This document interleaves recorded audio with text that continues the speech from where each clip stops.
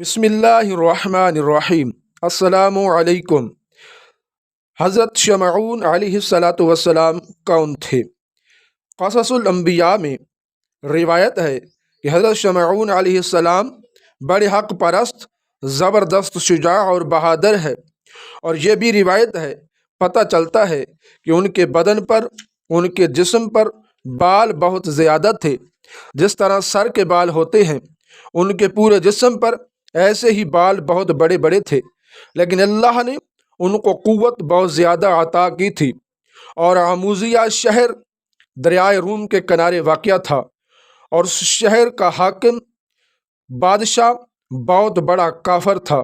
اس نے ایک مکان عالیشان دریا کے کنارے تیار کروایا تھا، اور اس مکان کے بہت بڑے بڑے ستون تھے، اور وہ اس میں اپنا جشن منایا کرتا تھا۔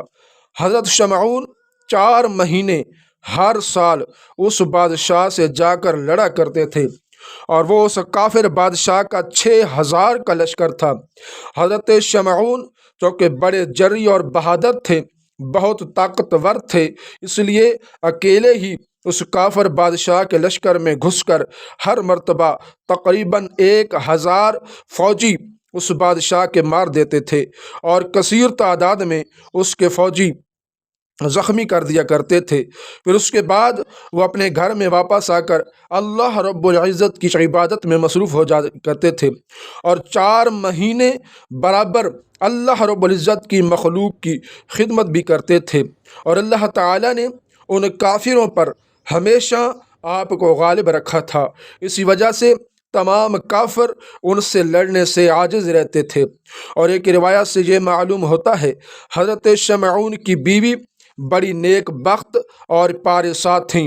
ایک دن کافروں نے آپس میں صلاح مشورہ کیا کہ شمعون کی بیوی کو کچھ فریب دیا جائے، کچھ لالچ دیا جائے، تاکہ وہ حضرت شمعون کے خلاف کھڑی ہو جائے۔ بادشاہ عموزیہ نے فریب دے کر ایک مخفی شخص کو خفیہ طور پر شمعون کی بیوی کے پاس بھیجا۔ اس نے کہا، اے بی بی، ہم دیکھتے ہیں شمعون تمہاری طرف رغبت نہیں کر پاتے، اور ان کا خیال کسی غیر کی طرف ہے۔ تم اگر ایک کام کرو، ان کو کسی طرح مار ڈالو، تو ہمارا بادشاہ عموزیہ تم سے نکاح کرے گا، پھر تم بہت ہی آرام سے رہو گی، اور تخت اور سلطنت بھی تم کو ملے گی، پھر تو تم بادشاہی کرو گی۔ پس عورت ناقص العقل نے دنیا کی لالچ میں آ کر کہا، جو تمہارا بادشاہ حکم کرے گا میں اس کو قبول کروں گی، میں اس حکم کو بجا لاؤں گی۔ تب اس نے ایک رسی شمعون علیہ السلام کی بیوی کو دی کہ جب شمعون رات کو سو جائیں تو تم اسی رسی سے ان کو باندھ دینا، اور پھر ہم کو خبر دے دینا، ہم اسی حالت میں ان کو بادشاہ کے پاس لے جائیں گے اور وہیں ان کو مار ڈالیں گے۔ مردود کے کہنے پر حضرت شمعون کی بیوی نے اپنے پاس رسی چھپا کر رکھ لی۔ جب رات ہو گئی، شمعون سو گئے، بیوی نے ان کو نیند کی حالت میں باندھنا شروع کر دیا۔ اچانک وہ نیند سے بیدار ہو گئے۔ انہوں نے اپنے ہاتھ پیر بندھے دیکھے۔ رسی توڑ کر اپنی بیوی سے پوچھا، کس نے مجھے باندھا تھا؟ وہ بولی، میں نے خود باندھا تھا۔ شمعون نے کہا، تم نے مجھے کیوں کر باندھا تھا؟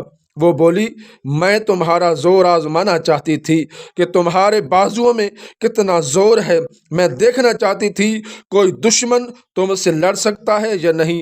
یہ سن کر حضرت شمعون علیہ السلام نے کہا، تم اس بات کی فکر نہ کرو، کوئی دشمن اللہ کے فضل سے ہم سے زور میں بڑھ نہیں سکتا۔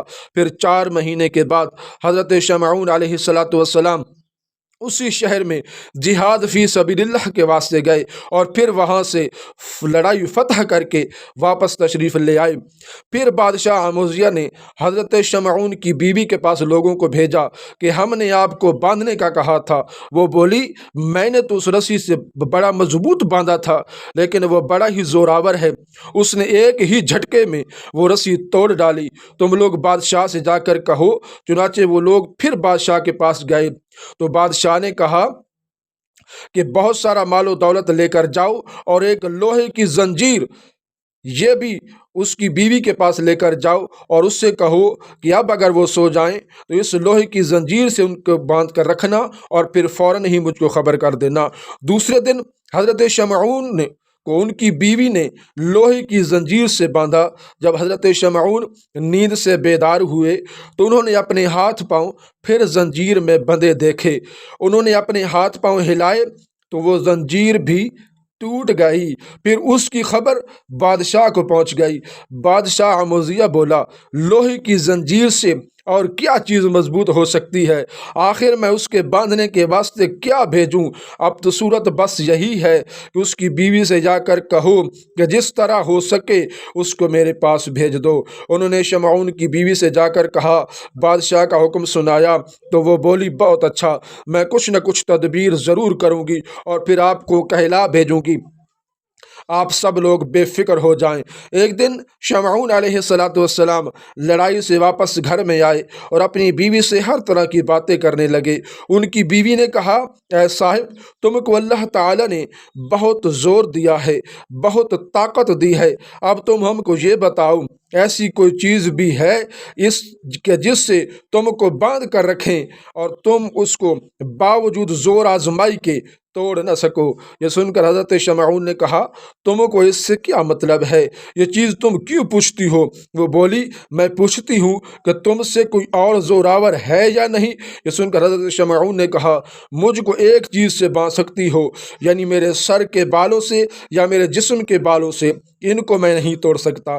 یہ سن کر ان کی بیوی نے رات کو نیند کی حالت میں ان کے سر اور جسم کے بال کاٹ کر اس سے رسی بنا کر آپ کو باندھ دیا۔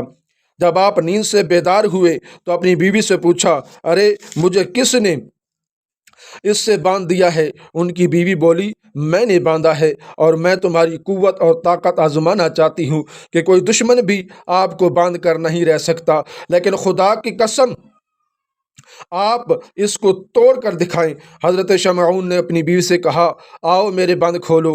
وہ بولی، کئی مرتبہ میں نے آپ کو باندھا ہے، آپ اپنی قوت بازو سے ان کو توڑ ڈالا ہے، آپ خود اس کو کھولیں، آپ مجھے کیوں بلاتے ہیں؟ اس کے جواب میں حضرت شمعون نے کہا، اگر میں ہلوں گا بھی صحیح، زور لگاؤں گا بھی صحیح، تو میرے تمام بدن کی ہڈیاں درہم برہم ہو جائیں گی۔ پس ان کی بیوی نے آپ کو بے بس دیکھ کر بادشاہ موذیہ کو خبر دے دی۔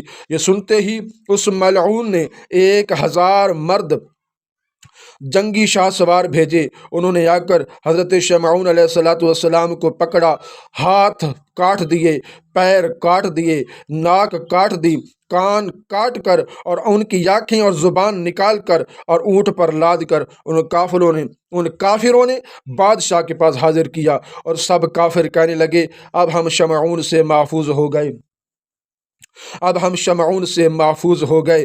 جب بادشاہ کے سامنے شمعون کا دھڑ پڑا ہوا تھا تو کوئی شخص آ کر کہنے لگا، اس نے میرے باپ کو مارا ہے، کوئی کہنے لگا اس نے میرے بھائی کو مارا ہے، کوئی کہنے لگا اس نے میرے بیٹے کو مارا ہے۔ ہر کوئی اپنا اپنا بدلہ لے رہا تھا۔ جب دیکھا کہ ابھی دھڑ میں کچھ رمق باقی ہے تو سب کے سب کہنے لگے، اس کو کسی شدید عذاب میں ڈال کر بالکل مار ڈالو۔ سب کافروں نے مشورہ کیا، اس کو دریا کے کنارے لے جا کر بالا خانہ پر سے اس کو دریا میں گرا دو۔ فیصلے سے سب متفق ہو گئے۔ انہوں نے ایسا ہی کیا۔